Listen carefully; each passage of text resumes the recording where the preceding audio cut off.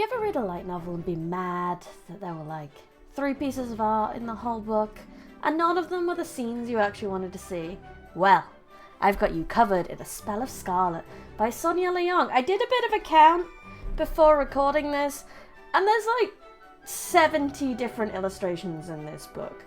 From little goofy little chibi doodles at the end of a chapter to dramatic double page spreads. Every single one is in Sonia's beautiful art style, giving you a clear image of nearly every single character and every single dramatic scene. And the only reason I feel like there isn't more characters and more scenes is because if the text was any smaller in this book, it would be impossible to read.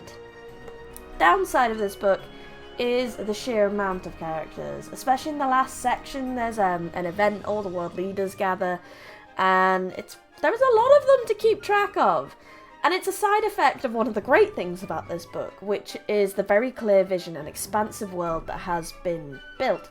Each and every one of these leaders that gets described, clearly, just by the way they're described, you can see different cultures, different backgrounds, different skin tones, different races. There was a lot to keep track of, but it did grow the world a lot. And I don't know whether this is a side effect of the book coming from someone who is primarily an artist, but one of the biggest strengths of these books is the description.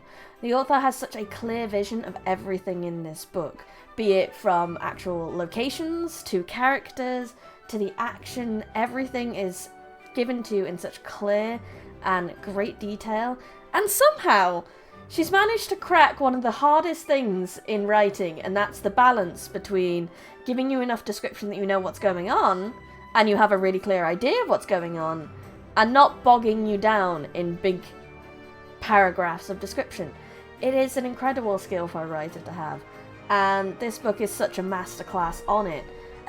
Again, going back to that parade of nobles we had, as much as I said it was very hard to keep track of who was who, everyone had just a nice little description, and it was enough to give you such a clear vision of each and every one of them. It was so good.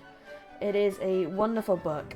It is the second in a series, so I highly recommend picking up the first book, and you'll be introduced to a wonderful thick fantasy world with 2 C's, and be introduced to Rua and Silas, a wonderful pair that you'll fall in love with and want to follow to the ends of the earth. Highly recommend this for all fantasy fans. Thank you for watching. Subscribe for more.